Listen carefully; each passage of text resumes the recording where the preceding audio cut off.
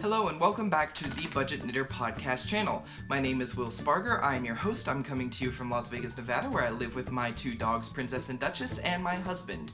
And today I want to show you this really cool project that one of you actually pointed out to me, and I thought it would be really fun to share.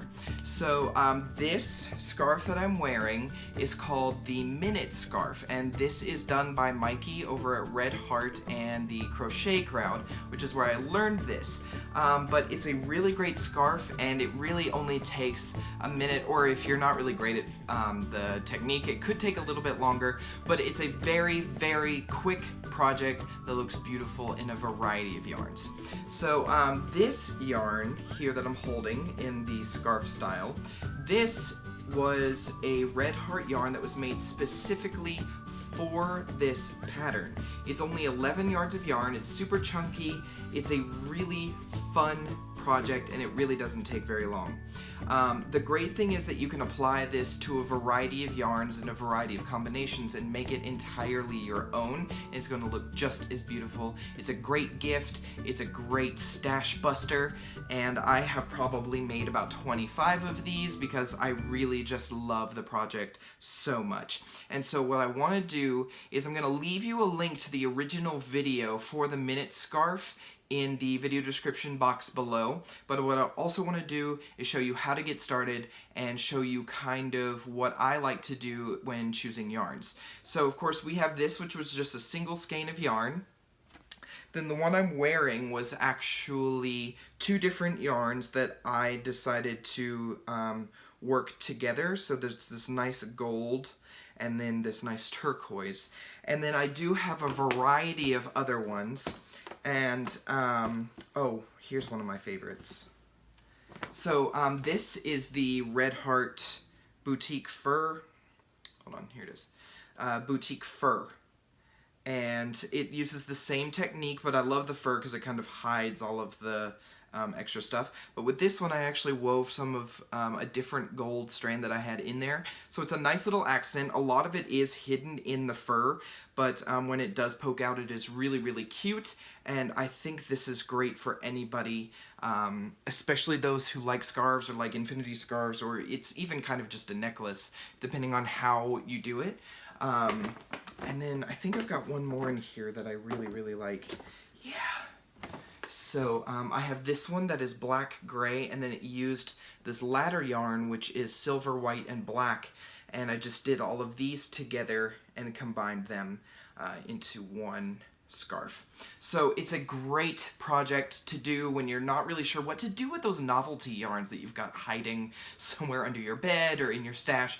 Like I actually have, here's some of the gold, and I've got more gold up here. And then I've got this thing here.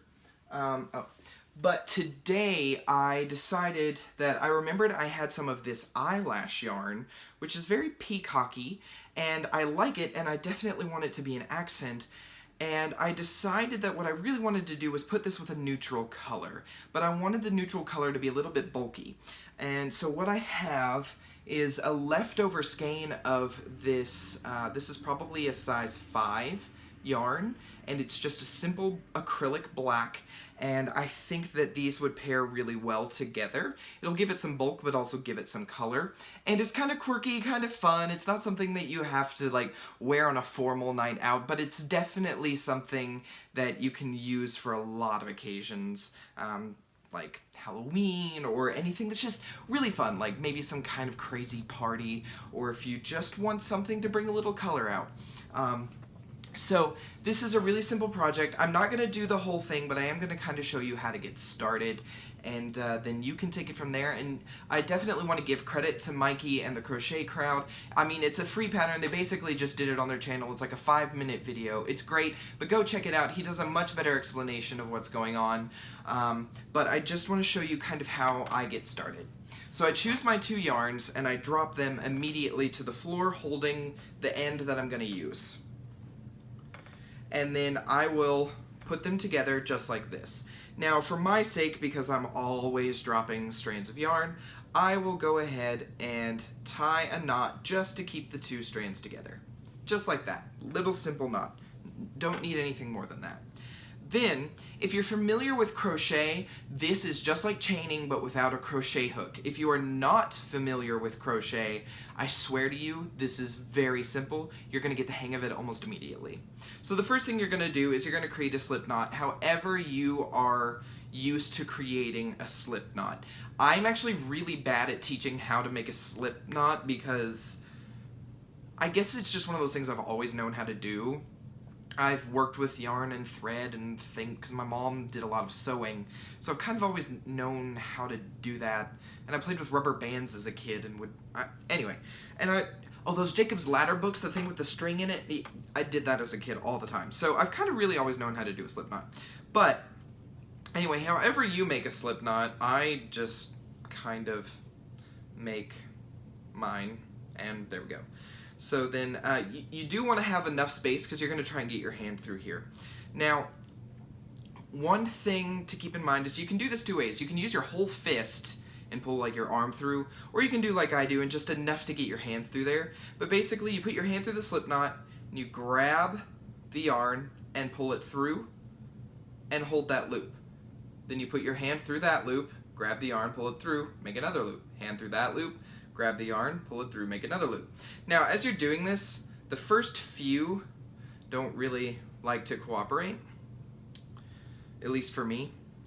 So that's okay. Normally, once the strand gets a little bit longer, it's easier to do. So let me put my slip knot back in here. Okay, so now I'm just gonna pull through. I'm not really worried about the first couple. As the yarn gets heavier and the strand gets longer, it'll the weight and gravity will pull it down on its own. We're just pulling through the loops here. Again, if you're familiar with crochet or how to at least chain with a crochet hook, this is the same thing. It's called finger chaining. You're just gonna continue to do this. Now, I like somewhere in the 125 to 150 loops. But if you're using like a really chunky yarn and it's only got so many yards, you just go until you run out of yarn, and then you pull your end through. So you just keep doing this until you've reached your desired length or you've run out of yarn. And that is really how you make this scarf. And as you can see, look at this cute rope that is creating. This is this is so much fun. And then afterwards you tie it off, you pull your yarn through, and then I tie the two ends together, and you can either leave them open and then just wrap it as many times as you want around your head, or you can do like I do and take the two ends that you use to tie the knot, and you can just wrap it around a few times and tie it tight, and it actually creates a place so you always know where the middle of the scarf is. But you don't have to do that. I just did that for my peace of mind, but you definitely don't have to do that. You can also just leave it completely open-ended and wrap it whatever way you want to. It's a really long scarf, so there's so many things you can do with it. It's kind of the length of a feather boa, if not longer. So it's a really great project. I definitely recommend using really chunky yarn, like some that are this big around, because that creates a really fun, chunky scarf. But I also definitely recommend like these weird novelty yarns made out of polyester or whatever these are made out of. This is great. This is exactly, and this is what it was made for.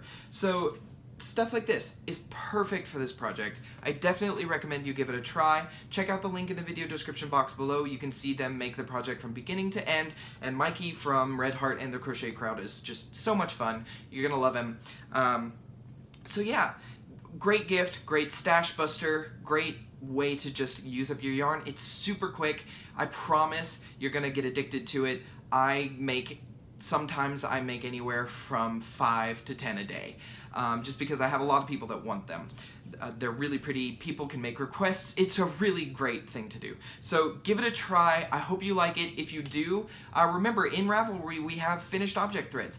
Show me your minute scarves in the finished objects of 2018 thread. I would love to see the combinations you come up with. Alright, I hope you have a wonderful day. I will see you again very soon here on the Budget Knitter Podcast channel. Bye.